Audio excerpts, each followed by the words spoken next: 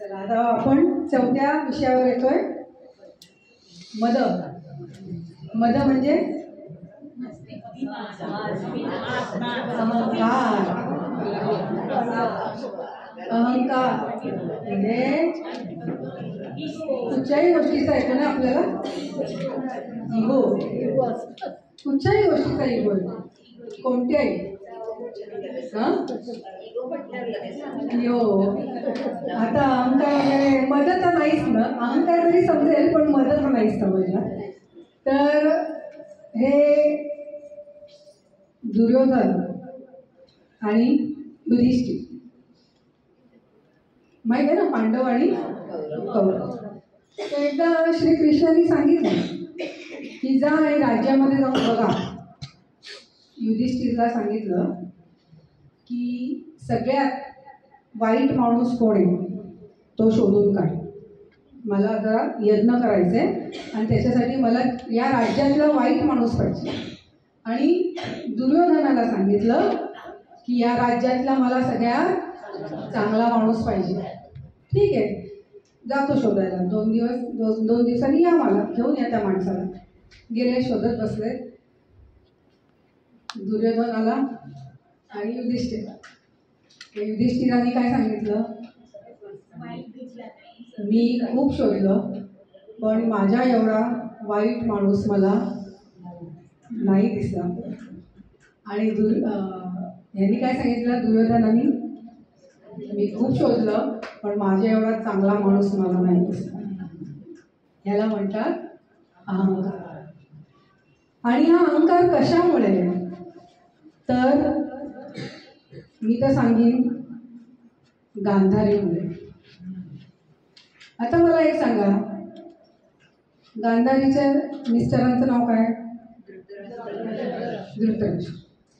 ते कसे होते, त्यांना दिसत नव्हतं, ते आंधळे होते. पण आंधळे ते होते, मग त्यांच्या बायकोला जर डोळे आहेत तर तिने काय केलं पाहिजे होतं, त्यांचे डोळे बनून, त्यांची दृष्टी म्हणून तिने आयुष्यात त्यांच्याबरोबर घालवलं. का तिने तिचे डोळे बंद करायचे होते?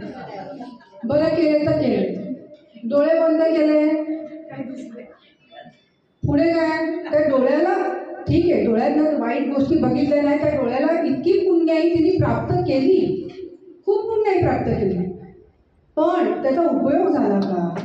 जेव्हा दुर्योधनाला सांगितलं की तू माझ्या समोर निवस्त्र ये, म्हणजे तुला कुठेही तुला मारलं किंवा कुठेही काही शस्त्र तुला लागलं तरी तू मरणार नाही, कारण माझ्या दृष्टीमध्ये एवढी आता पुण्याई जमली आहे की माझं पूर्ण तुझ्या शरीरावर मग ती दृष्टी पडली तर ती सगळी पुण्याई तुझ्या शरीराला येईल आणि तू कधीच मरू शकत नाही. पण तो मूर्ख माणूस म्हणतो, अरे मी काय लहान आहे का, मी आता एवढा मोठा झालो, मी कसा निवस्त्र जाऊ. मग तो काय करतो, इकडे लावतो ना, पालखीनं लावतो आणि जातो. आणि ती उघडल्यानंतर काय, बाकी सगळं ते शेवटी त्याला मारायला कुठे लागलं, कृष्णाने सांगितलं ना कुठे मार, मेला तो. पण तिने जर पट्टी बांधली नसती, 100 मुलं एक तरी राहिला असताना, लक्ष राहिलं असताना कोणावर तरी. मुलांवर लक्ष ठेवायचं तर डोळे पाहिजे की नाही. नवऱ्याला पण काय उपयोग नाही आणि त्या मुलांना पण त्याचा उपयोग नाही. आईचं काम काय, मुलांवर लक्ष देणं. मग आपल्याला डोळे देऊन पण आपण डोळे बंद करून बसलो तर उपयोग काय, उघडे ठेवायला. मग डोळे आहेत आपल्याला दिले, ते पण आपल्याला बरोबर बोलला, उघडे ठेवायला पाहिजे. तेव्हा ते नाही, त्याच्यासाठी काय पाहिजे, डोळे नाही, नुसती दृष्टी नाही, ज्ञानदृष्टी. ती ज्ञानदृष्टी असेल तरच आपण आपल्या मुलांना घडू शकतो. तसं आहे अहंकार, हो की नाही. आता आपल्याला काय करायचंय, आपल्याला देवीला तेच ताकडं घालायचंय की माझ्यातला जो राक्षस आहे, माझ्यातला, मी राक्षस नाही, नाही तर बोलायला आम्हाला राक्षस बोलणार. माझ्या आतमधला राक्षस म्हणजे काय की माझ्या जे विषय प्रबळ आहेत, जे विषय नको तिकडे मध्ये मध्ये टोचतायत, मध्ये मध्ये येत आहेत, ते तू काय कर, नष्ट कर. माझ्या ती कंट्रोल पॉवर दे. या मनाला मी काय करीन, आवर घालायचं माझ्या हातात. माझ्याकडे तो कंट्रोल, रिमोट कंट्रोल असतो ना आपल्याकडे. सिरियल कशा बदलतो, अरे जरा ब्रेक आला तरी आपल्याला चैन पडत नाही. हे दुसऱ्यावर बघ, दुसरं काहीतरी सिरियल चालू असतं. ती 5 मिनिटाचा ब्रेक पण आपण सहन करू शकत नाही, हो ना. लगेच चॅनल बदलतो, मग लगेच ते चॅनल झालं की परत या सिरियलवर येतो, असं येतो. तो रिमोट कंट्रोल त्याच्यापेक्षा ह्याच्यावर जास्त वापरायला पाहिजे. नाही हे का वाढलं, तर आता आईकडे आपल्याला काय मागायचं आहे, जोगवा.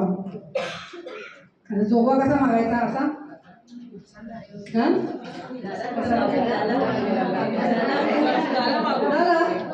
परत नाही मागणार. मला एक सांगा, त्याच्याकडे किती मागितलं तरी नाही की नाही, मग आपल्याला कमी, त्याला नाही. तो तर काय पाहिजे तेवढं द्यायला तयार आहे. जसं कृष्णाने कसा वाट बघत होता ना, अगं तू मला हाक मार बास. ती आपली हाक मारत बसली कोणाला, माझ्या नवऱ्याला.